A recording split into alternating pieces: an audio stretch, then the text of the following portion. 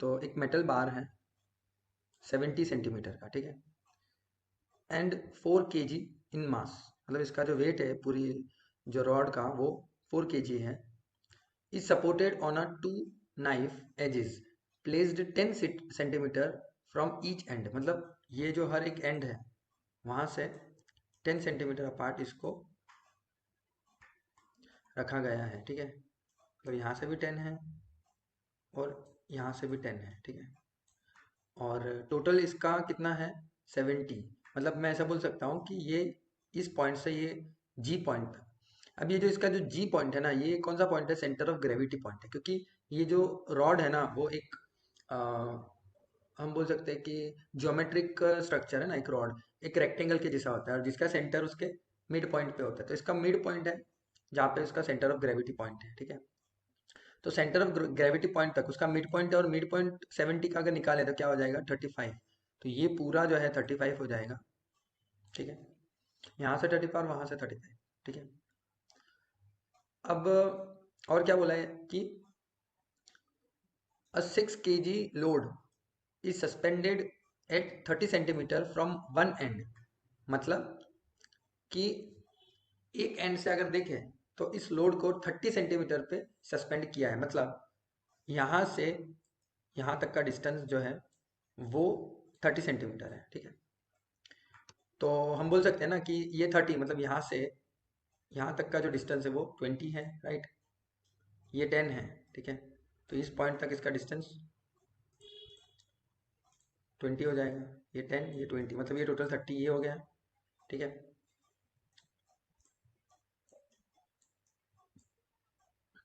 तो यहाँ से यहाँ तक का जो डिस्टेंस है वो कितना हो जाएगा 5 हो जाएगा, क्योंकि ये 35 है, 10 25, ठीक है।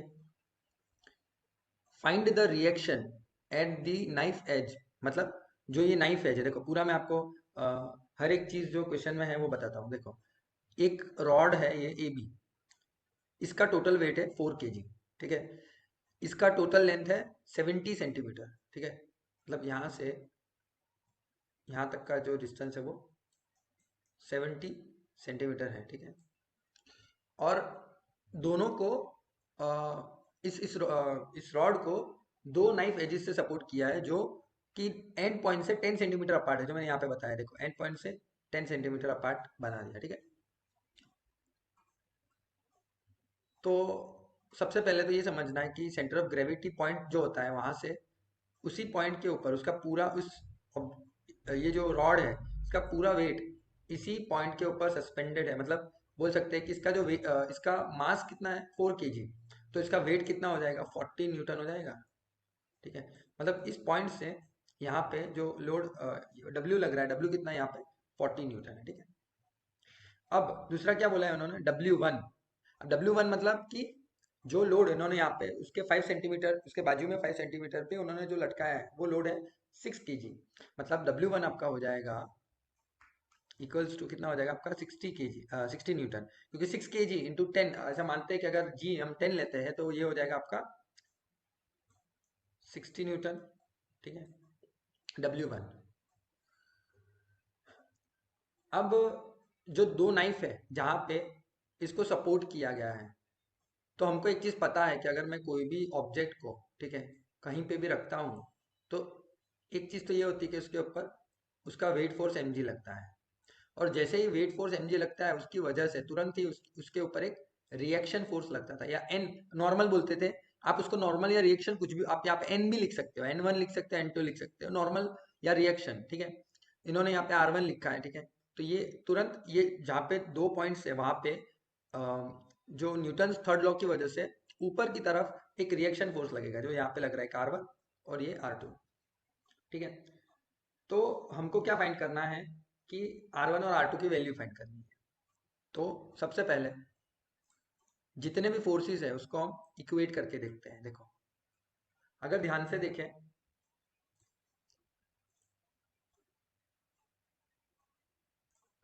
तो ये एक फोर्स नीचे की तरफ लग रहा है, वेट फोर्स, जो because of centre of gravity की वजह से जो पूरा टोटल लोड लग रहा है, दूसरा ये जो हमने सस्पेंड किया लटकाया 6 kg, ये दो नीचे की तरफ लग रहे हैं, ठीक है, और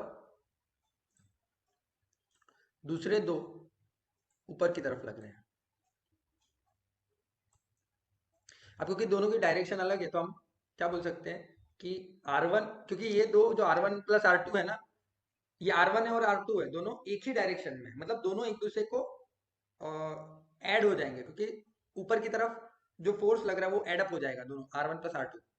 और वो किसके बराबर हो जाएगा, क्योंकि ये लोग ऐसा बोल रहे हैं कि ये जो रॉड है वो बैलेंस हो चुका है, मतलब कि total summation of total forces क्या हो जाएगा, जीरो। तो अगर जितने भी समेशन में अगर करता हूँ फोर्सेस, जो टोटल फोर्सेस लग रहे हैं, तो एक रिएक्शन फोर्स R1 है, ठीक है, एक रिएक्शन फोर्स R2 है, ठीक है। अब क्योंकि दोनों ऊपर की तरफ है, मैं आप अपनी मर्जी से किसी को भी प्लस माइनस ले सकते हो, आप नीचे वाले को प्लस लेना है तो ऊपर वाले को माइनस ले लो जो ऊपर लग रहे हैं उसको, और मैंने ऊपर वाले को प्लस लिया है तो नीचे वाले को मुझे माइनस लेना पड़ेगा, तो मैंने दोनों R1 प्लस R2 लिया है। तो ये जो W1 है और ये W है, तो W1 क्या है, 60 न्यूटन है, तो -60, और ये -40 इज इक्वल्स टू 0, ठीक है। समझ में आया कैसे लिया मैंने?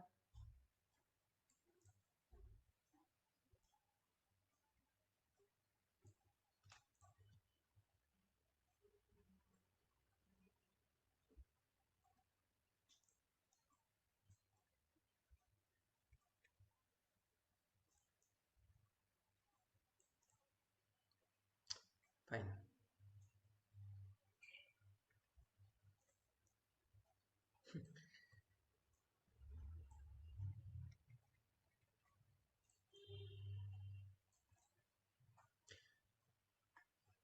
तो टोटल जितने भी चार फोर्सेस है, चार फोर्सेस की वजह से चार फोर्सेस का समेशन जो होता है जीरो होता है, क्योंकि देखो आपके सामने ही है चार फोर्सेस है, R1 R2 और W1 और W, चारों का टोटल होता है जीरो। तो मैंने चारों का टोटल करके लिख दिया है जीरो, ठीक है।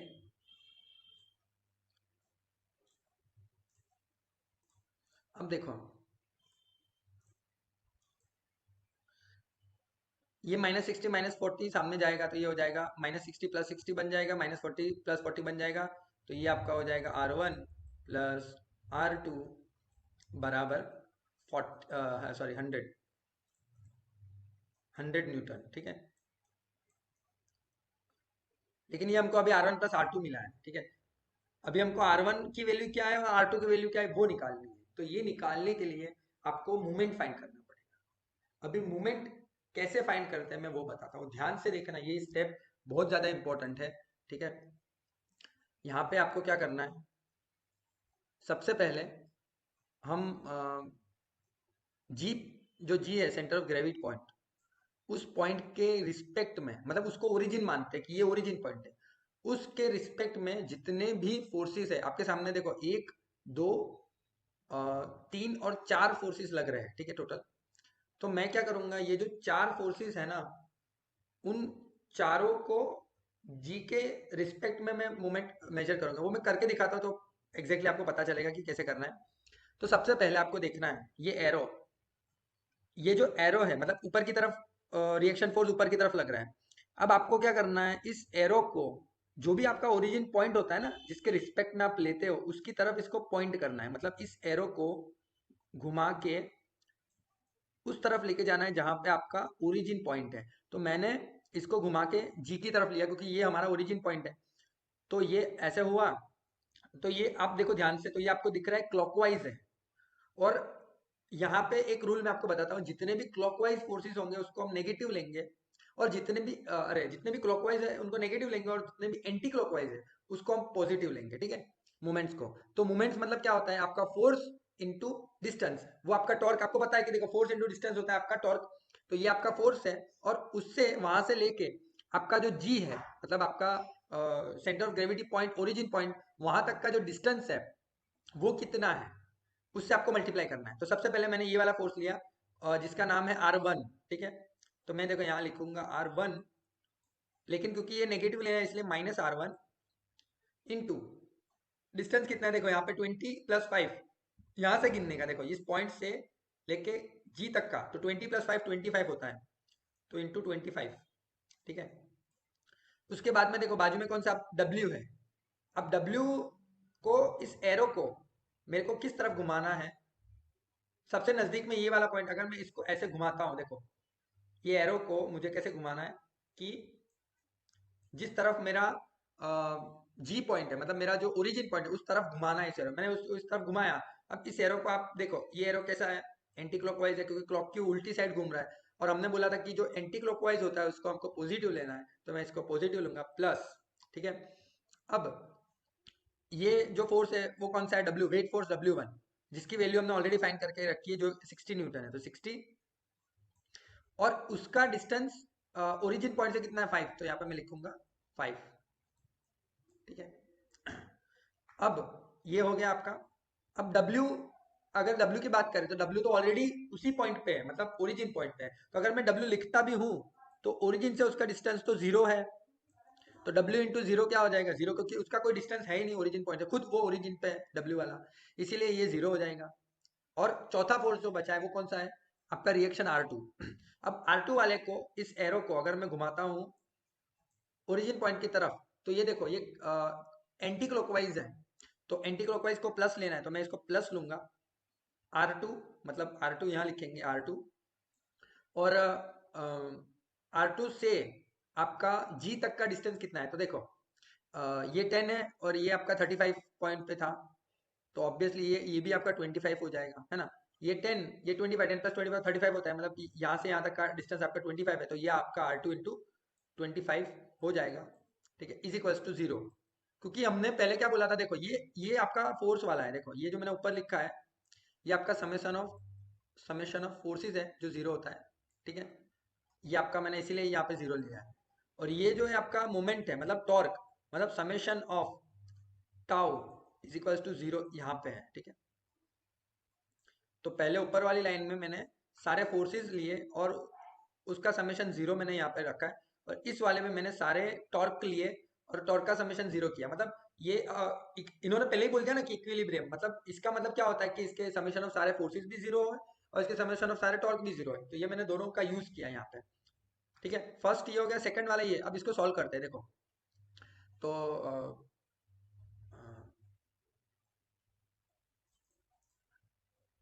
-R1 25, R2 25, देखो ये सामने चले जाएगा।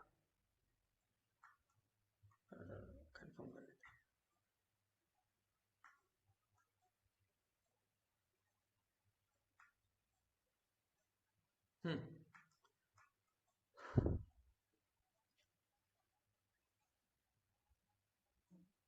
-25 R1, ठीक है, प्लस 6 5 ज़ा 30, मतलब 300। ठीक है, plus 25 R2 is equals to 0। ठीक है, अब यहाँ से हम 25 कॉमन निकाल सकते हैं क्या, 25 के टेबल में आता है 325। 25 12 ज़ा 25 10 ज़ा तो 250 होता है। 12 12 ज़ा ही होगा ना, 12 5 ज़ा 60, 12 2 ज़ा 24। हाँ, 25 12 ज़ा 300 हो जाएगा। ठीक है, तो 25 को कॉमन निकाल देते हैं, तो यहाँ पे बचेगा -R1 प्लस 12 प्लस ये 20, ये आपका R2 हो जाएगा, इज इक्वल्स टू 0। 0 की साइड में आप मल्टीप्लाई करो, 25 को डिवाइड करो, वो तो 0 ही हो जाने वाला, तो ये 0 हो जाएगा। ठीक है, तो अब आपका क्या बचता है, देखो -R1 plus 12 plus R2 is equals to 0।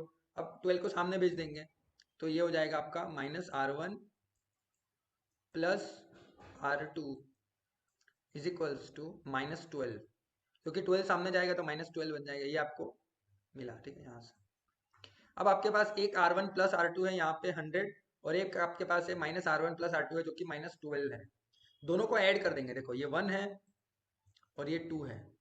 जब दोनों को ऐड करेंगे तो देखो क्या मिलता है, R1 plus R2 is equals to 100। ठीक है, और -R1 plus R2 is equals to -12। ठीक है, अब इसको ऐड करेंगे तो R1 कट, क्योंकि एक प्लस R1 -R1, ये आपका हो जाएगा 2R2 इज इक्वल्स टू ये आपका क्या हो जाएगा 88, है ना, 88 हो जाएगा। तो R2 बराबर आपका हो जाएगा 88 divided by 2, that is 44 Newton. ठीक है। और आपका R1, क्योंकि इसकी वैल्यू आपको फर्स्ट में पुट करोगे, देखो R1 प्लस R2 वाले में, तो R1 प्लस R2 की जगह 44 रखते हैं, इज इक्वल्स टू 100। ठीक है। तो R1 is equals to 100 minus 44, so R1 is equals to 56 Newton.